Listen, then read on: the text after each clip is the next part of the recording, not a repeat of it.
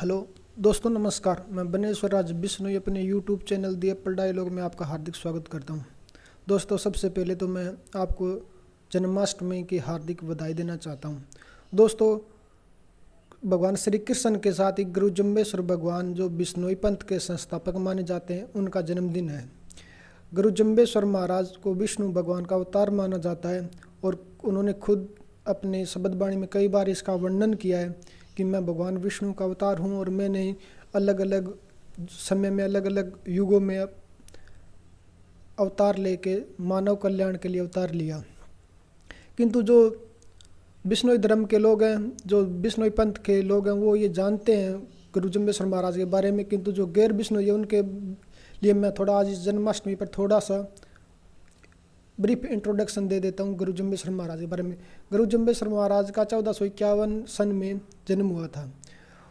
उन्होंने 29 नियमों का एक पंथ चलाया। यदि आप 29 नियमों को गौर से देखें और समझने की कोशिश करें तो आपको पता चलेगा कि ये व्यक्तिगत, सामाजिक और आध्यात्मिक पथ पर ले जाने वाले हैं। सबसे पहले तो व्यक्ति को आदेश दिया गया कि वो अपने पर्सनल हाइजीन, अपनी साफ सफाई और व्यक्तित्व निर्माण पर ध्यान दे। इसके बाद समाज पे ध्यान दे, समाज के लिए कार्य करे और इसके बाद वो खुद आध्यात्मिक मार्ग पर अवसर हो जाता है। उन्होंने एक बात कही थी, जिया न जुगति मर्या न मुक्ति। जुगति का मतलब होता है व्यवस्था या कोई ऐसा जुगाड़, या कहें कि जुगति का होता है कोई ऐसी विधि, शुद्ध हिंदी में कहेंगे विधि, ऐसी विधि जिस पे चल के व्यक्ति अपना जीवन जीता है तो अंत समय में वो मोक्ष को प्राप्त करता है। माननीय सुप्रीम कोर्ट ने सनातन धर्म के बारे में जो टिप्पणी की थी कि सनातन धर्म कोई धर्म की बजाय एक जीवन शैली ज़्यादा है, ठीक इसी तरह गुरु जम्बेश्वर भगवान ने बिश्नोई पंथ जो चलाया वो एक लाइफ स्टाइल है, एक जीवन जीने की पद्धति है। सबसे पहले व्यक्ति अपने पर ध्यान दे, उसके बाद समाज पर ध्यान दे और इसके बाद वह स्वतः ही आध्यात्मिक मार्ग पर अग्रसर हो जाता है। इस छोटे से और आज आधुनिक युग में जो लाइफस्टाइल से रिलेटेड बीमारियां हो रही है, उनका कारण ही यही है कि हमारी जीवन शैली बिगड़ गई है। मैं इसको धर्म से तो नहीं जोड़ना चाहता, किंतु यदि हम अपने धर्म पे ध्यान देंगे तो हम निश्चित तौर पे जो आने वाले समय में लाइफस्टाइल से रिलेटेड डिजीज़ हैं, बीमारियां हैं, उनसे बचाव कर पाएंगे और हमारे अंदर एक अलग कॉन्फिडेंस भी होगा कि हम एक धार्मिक आध्यात्मिक तरफ भी बढ़ रहे हैं और अच्छा जीवन जी रहे हैं। आज मैं अपने राजनीतिक मुद्दे पे कि हरियाणा में जो कांग्रेस में दो गुट बटे हुए हैं, कुमारी शैलजा और भूपेंद्र सिंह हुड्डा, उसी पर चर्चा करूंगा। तो मैं आपसे आग्रह करना चाहता हूं कि आप वीडियो को लाइक करें, शेयर करें और यूट्यूब चैनल इसको दी एप्पल डायलॉग को सब्सक्राइब करें। इस विनती, इस आग्रह के साथ मैं अपने वीडियो को आगे बढ़ाता हूँ। तो दोस्तों, जैसा कि आप सभी को पता है कि कांग्रेस दो गुटों में बटी हुई है, एक भूपेंद्र सिंह हुड्डा, एक कुमारी शैलजा। कुमारी शैलजा के फेवर में जो सबसे बड़ी चीज़ है वो है उनका दलित होना और एक ईमानदार छवि होना। इसी के साथ बीजेपी जो गैर जाटों की राजनीति कर रही है, उस हिसाब से एक ये फैक्टर भी कुमारी शैलजा के पक्ष में जाता है कि वो जाट बिरादरी से बिलोंग नहीं करती, वो गैर जाट है। दूसरा भूपेंद्र सिंह हुड्डा। भूपेंद्र सिंह हुड्डा 10 साल तक अब हरियाणा के सीएम रह चुके हैं और 2004 में जब कांग्रेस ने स्वर्गीय श्री भजनलाल जी के लीडरशिप में चुनाव लड़ा तो सबको उम्मीद थी कि आने वाले समय में भजनलाल जी सीएम बनेंगे। किंतु ऐन वक्त पर जब रिजल्ट निकला, जो विधायक जीत के आए वो 42 विधायक भूपेंद्र सिंह हुड्डा के समर्थक थे। इसलिए भजनलाल जी चाहकर भी कुछ कर नहीं पाए। इसका कारण ही यही था कि भूपेंद्र सिंह हुड्डा के समर्थन में 42 विधायक थे।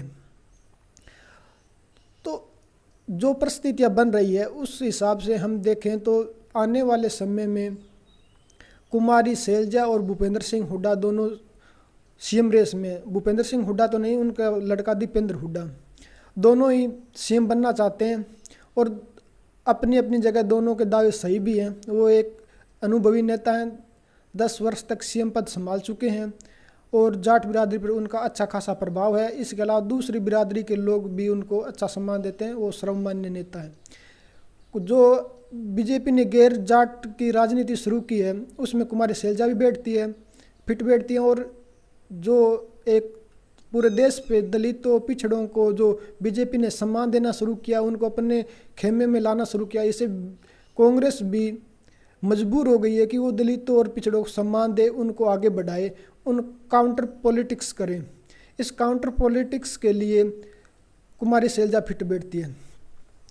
किंतु आने वाले समय में सीएम पद का दावेदार कौन होगा, लोग अपने हिसाब से अलग अलग कयास लगा रहे हैं, किंतु कयास अपनी जगह है। कुछ फैक्टर जो कुछ बातें हैं जो निर्धारित करे कि आने वाले सीएम में हरियाणा को कुमारी शैलजा सीएम पद पे मिलेगी या भूपेंद्र सिंह हुड्डा, उनके लड़के दीपेंद्र हुड्डा।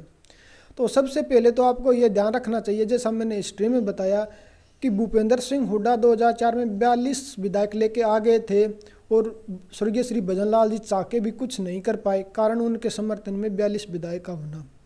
तो 42 विधायक तभी जीत के आएंगे जब उनको टिकट मिलेगी, और टिकट मिलेगी वो किसको टिकट मिलती, यानी सबसे पहली बात हो कि टिकट बंटवारे से ये तय हो जाएगा कि आने वाले समय में सीएम पद किसको मिलेगा।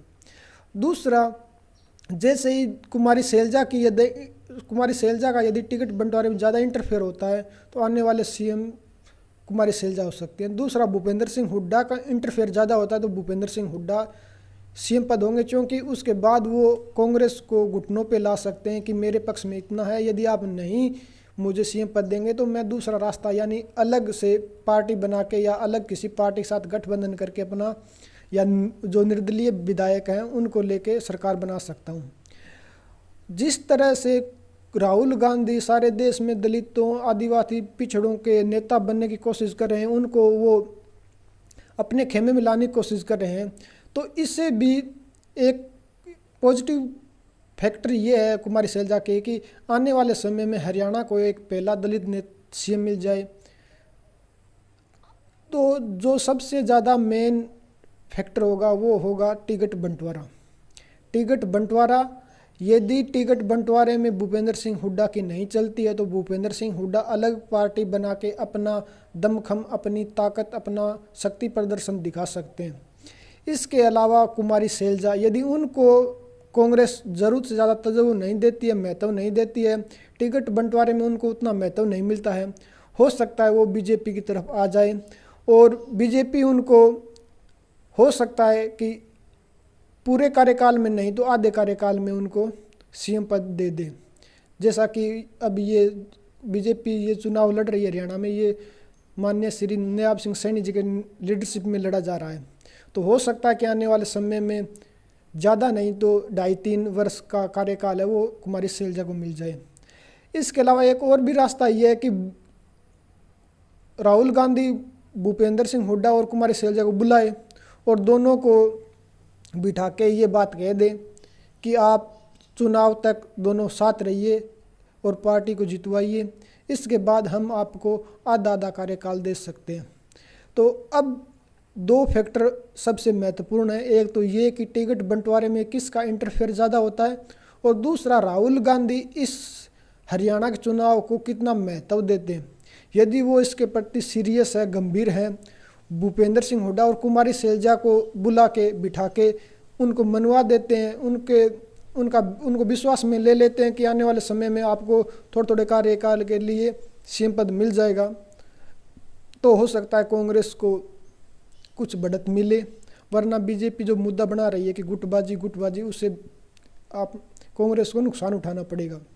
इसके अलावा टिकट बंटवारा और राहुल गांधी द्वारा उठाए गए कदम, ये 2 फैक्टर होंगे जो ये आने वाले समय में डिसाइड करेंगे, ये इनकी दिशा तय करेंगे कि हरियाणा का अगला सीएम यदि कांग्रेस जीतती है तो कौन सा होगा, वो भूपेंद्र सिंह हुड्डा होंगे या एक दलित नेता, एक दलित सीएम कुमारी शैलजा।